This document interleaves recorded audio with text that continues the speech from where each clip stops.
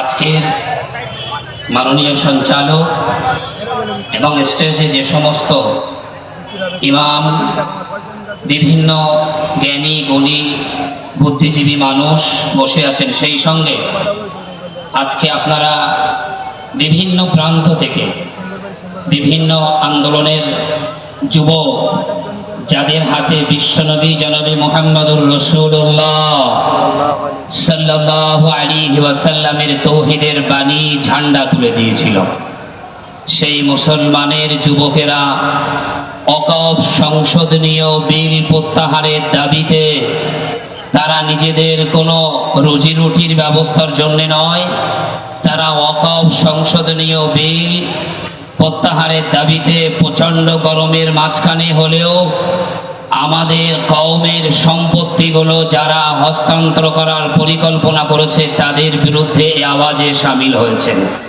তাই যুবকদেরকে আজ সর্বপ্রথম আমি শ্রদ্ধা ভালোবাসা জ্ঞাপন করি। প্রশাসনিক লেভেলের যারা বন্ধুরা আছেন, হাবড়া অশোকনগরের বিভিন্ন প্রশাসনিক বন্ধুরা যারা আছেন, তারা আমাদের সহযোগিতা করেছেন, তাদেরকেও ধন্যবাদ।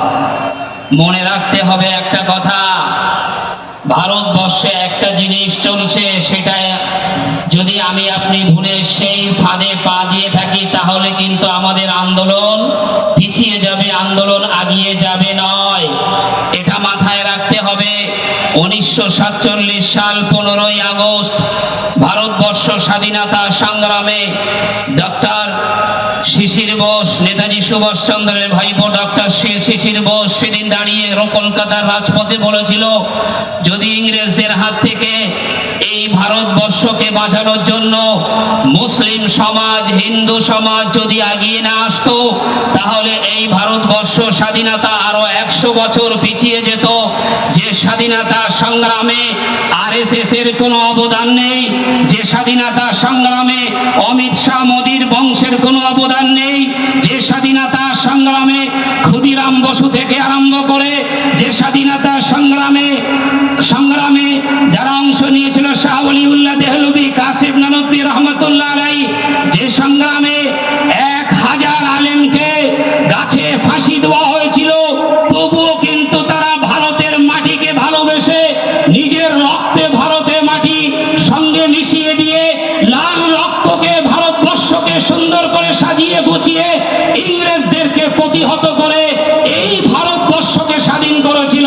তাই মনে রাখতে হবে, আগামী দিনে যদি এই বিল প্রত্যাহার না করে, এটা মনে রাখবেন হিন্দু আর মুসলমানের লড়াই নয়, এটা মনে রাখবেন বিজেপির সুরসুরি যেটা চলছে, যদি হিন্দু আর মুসলমান মসজিদ আর মন্দিরের দাঙ্গাটা লাগিয়ে দেওয়া যায় তাহলে আমাদের সাকসেসফুল হবে এই আইন। সেই ফাঁদে কোনো পা দেবেন না। এমনও হতে পারে কোন মসজিদে শুয়োরের মাংস তুলে দিতে পারে, এমনও হতে পারে কোন মন্দিরে গরুর মাংস তুলে দিতে পারে। এর জন্য সরকারি কিছু দালাল চক্র ঘুরে বেড়াচ্ছে।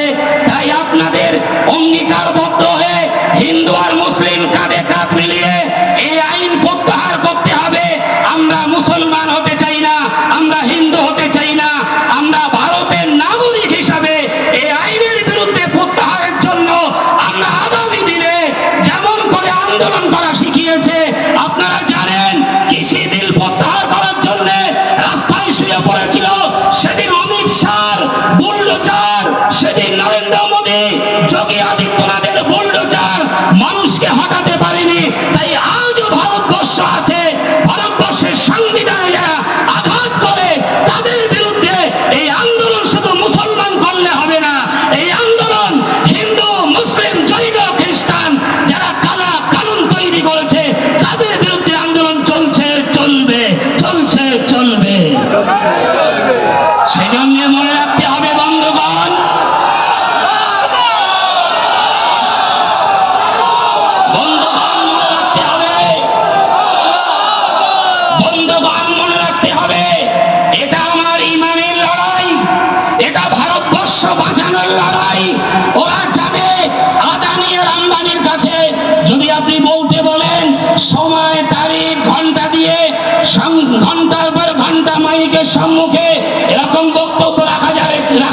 জন্য আমরা প্রস্তুত আছি, কিন্তু অনেক বন্ধুরা বসে আছেন আমাদের জন্য।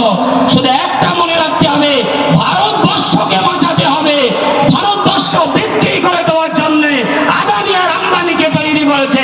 আপনারা জানেন সংসদে এই বিল আইন পাস করতে পারেনি।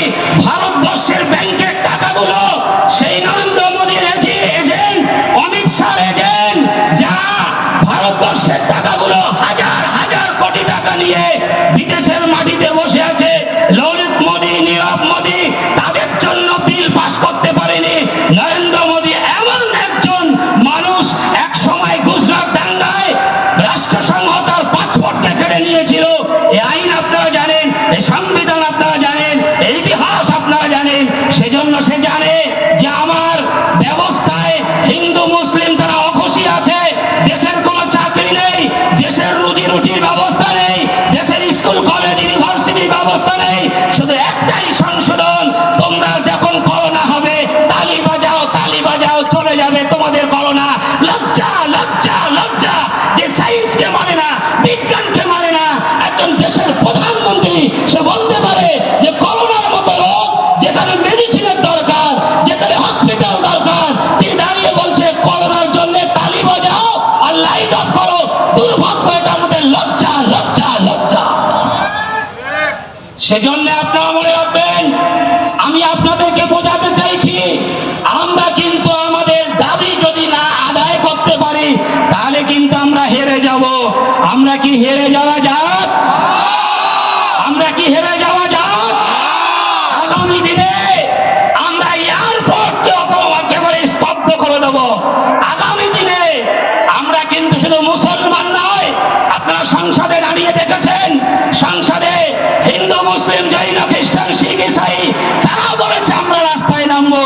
যদি কৃষি বিল প্রত্যাহার করতে পারে তাহলে ভারতবর্ষের হিন্দু মুসলিম কাঁধে কাঁধ মিলিয়ে আগামী দিন তারা জানে ইসবার 400 পার। সেই চকিত কিচ্ছুর নকলটা আপনারা দেখেছেন 200 কোটিটা নিয়ে, আর চন্দ্রবাবু আর নীতিশের এই খোঁড়া রাজনীতির চেয়ারটাকে বসিয়ে নিয়ে সেরা রাজনীতি করে যাচ্ছে। যে কোনো মুহূর্তে সরকার পড়ে যেতে পারে, তাই হিন্দু আর মুসলিমের রাজনীতিটা খেলছে।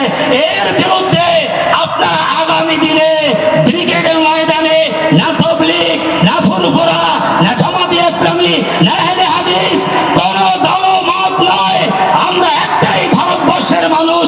আমাদের সংবিধান বাঁচানোর জন্য, আমাদের দেশকে বাঁচানোর জন্য, আমাদের সংবিধানকে অটুট রাখার জন্য বাবা আম্বেদকর যে সংবিধান করেছিল, সেই সংবিধানে যে আঘাত দিয়েছে আপনাদের সঙ্গে জানেন, অনেক আমাদের সঙ্গে ব্রাহ্মণরা আছেন, হিন্দু ভাইরা আছেন, জৈন ভাইরা আছেন, খ্রিস্টান ভাইরা আছেন, তারা বলেছেন আপনারা রাস্তায় নামুন।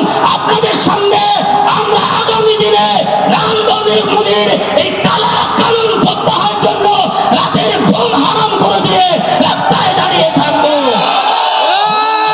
তাহলে বন্ধুগণ, নারায়ে তাকবীর,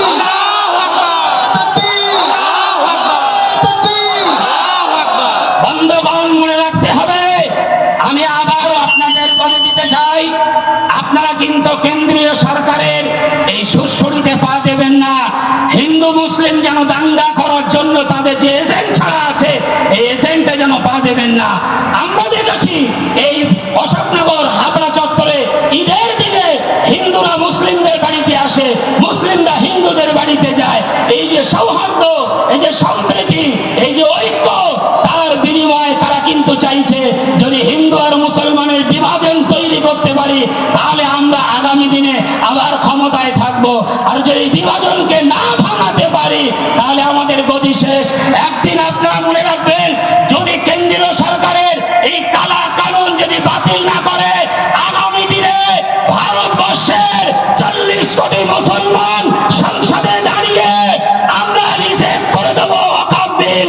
তার জন্য যদি সরকারের প্রশাসনের গলি যদি থাকে, আমরা বুকের ছিনা আগিয়ে দিয়ে, আমরা বুকের বোতাম খুলে দিয়ে ভারতবর্ষে ইংরেজদের বিরুদ্ধে যে স্বাধীনতা করে মুসলমানরা, হিন্দুরা, জৈন খ্রিস্টানরা ভারতবর্ষের পতাকা উঁচু করে রেখেছে, তাই মুরাকি বিনতে দুইটি কুসুম, হিন্দু আর মুসলমান, মুসলিম তার নয়নমণি, হিন্দু তাহার প্রাণ, সারে জাহাঁ সে আচ্ছা হিন্দুস্তান হামারা, हम उसकी गुल सितारा हमारा हो।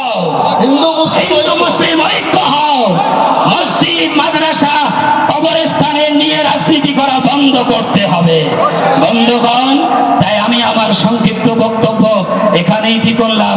সকলে ভালো থাকবেন, সুস্থ থাকবেন, কিন্তু কেন্দ্রীয় সরকারের সুশ্রুতিতে পা দেবেন না, কোনো সরকারি সম্পত্তি নষ্ট করবেন না, কোনো অ্যাম্বুলেন্সকে আটকে রাখবেন না, অমুমূর্ষ রোগীর জন্য আপনারা এগিয়ে যাবেন। এটা যদি করতে পারি তাহলে নরেন্দ্র মোদীর চক্রান্তে আমরা লবণ ঢেলে দিয়ে ওই লবণে পানিতে পরিণত করে আগামী দিনে ইংরেজদের মতো আবার গোভাগ করতে পারবো। তার জন্য শুধু মুসলিম আসলে হবে না, হিন্দু মুসলিম জৈন খ্রিস্টান তাতে কাঁধ মিলিয়ে লড়তে হবে।